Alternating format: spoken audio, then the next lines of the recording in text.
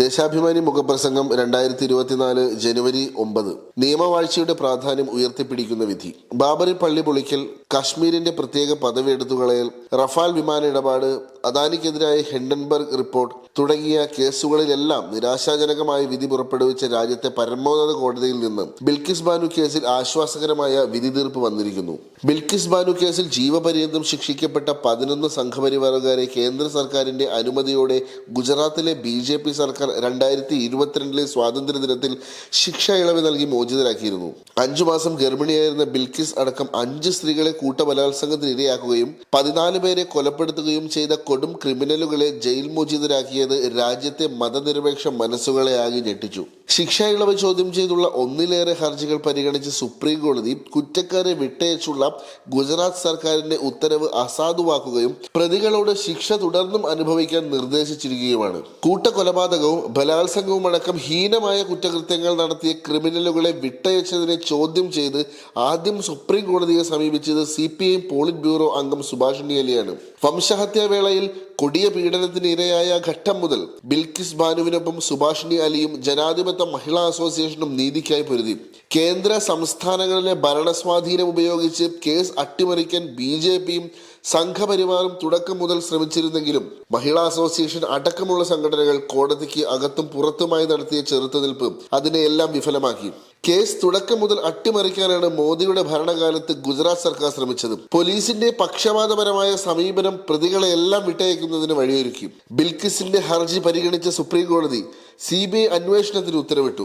വിചാരണ ഗുജറാത്തിൽ നിന്ന് മഹാരാഷ്ട്രയിലേക്ക് മാറ്റി. 2008 11 പ്രതികൾ കുറ്റക്കാരെന്ന് പ്രത്യേക CBI കോടതി വിധിച്ചു. ഹൈക്കോടതിയും സുപ്രീം കോടതിയും ശിക്ഷ ശരിവച്ചു. കേന്ദ്രത്തിൽ മോദി അധികാരത്തിൽ എത്തിയത് മുതൽ ഇവരെ ജയിൽ മോചിതരാക്കാൻ നീക്കം തുടങ്ങി. 14 വർഷം ശിക്ഷ അനുഭവിച്ചത് ചൂണ്ടിക്കാട്ടി വിട്ടയക്കൽ അപേക്ഷയുമായി പ്രതികളിൽ ഒരാൾ ഗുജറാത്ത് ഹൈക്കോടതിയെ സമീപിച്ചു. വിധി തീർപ്പുണ്ടായത് മഹാരാഷ്ട്രയിലായതിനാൽ അപേക്ഷ അവിടെയാണ് പരിഗണിക്കപ്പെടേണ്ടതെന്ന് ഹൈക്കോടതി വിധിച്ചു. CBI കോടതിയും കുറ്റക്കാരെ വിട്ടയക്കുന്നതിനോട് വിയോജിച്ചു.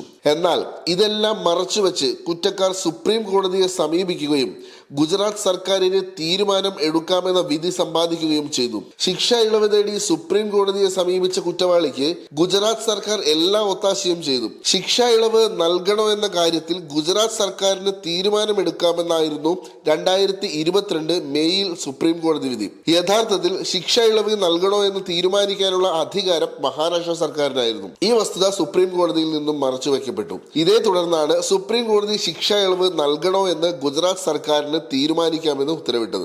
കോടതിയെ തെറ്റിദ്ധരിപ്പിച്ച വസ്തുത മനസ്സിലാക്കി ഗുജറാത്ത് സർക്കാർ സുപ്രീം കോടതി ഉത്തരവിനെതിരെ പുനഃപരിശോധനാ ഹർജി ഫയൽ ചെയ്യേണ്ടതായിരുന്നു. എന്നാൽ അത് ചെയ്യാതെ കുറ്റവാളികൾക്ക് എല്ലാ ഒത്താശയും ചെയ്തു. വാദം കേൾക്കൽ വേളയിൽ ശിക്ഷ ഇളവ് നൽകാനുള്ള അധികാരം മഹാരാഷ്ട്രയ്ക്കാണെന്ന് ഗുജറാത്ത് വാദിച്ചിരുന്നു. ഈ കാര്യം കൂടി കൂട്ടി വായിക്കുമ്പോൾ എന്തുകൊണ്ടാണ് 2022 മെയ് 13 ഉത്തരവിനെതിരെ പുനഃപരിശോധനാ ഹർജി നൽകാത്തതെന്ന ചോദ്യത്തിന് ശക്തി കൂടുകയാണെന്നും സുപ്രീം കോടതി ചൂണ്ടിക്കാണിച്ചു. കുറ്റക്കാർക്ക് ഒത്താശ ചെയ്ത ഗുജറാത്തിലെ BJP സർക്കാരിനെ നിശ്ചിതമായി കോടതി വിമർശിച്ചു. മോദി സർക്കാർ അധികാരത്തിലെത്തിയ ശേഷം വംശഹത്യാ കേസുകളിലെ കുറ്റക്കാരും പ്രതികളുമെല്ലാം പല രീതിയിൽ ജയിൽ മോചിതരാവുകയോ കുറ്റവിമുക്തരാക്കപ്പെടുകയോ ആണ്.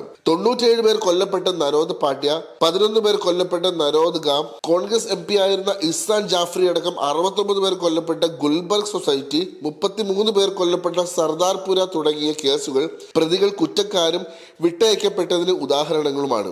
ഏത് ഉന്നതനും നിയമത്തിന് അതീതരല്ല എന്ന അർത്ഥം കൂടി നിയമവാഴ്ചയ്ക്കുണ്ടെന്നും ഈ തത്വം ഉയർത്തിപ്പിടിക്കേണ്ടതുണ്ടെന്നും ബിൽക്കിസ് ബാനു കേസിലെ വിധി തീർപ്പിൽ കോടതി പറഞ്ഞിട്ടുണ്ട്.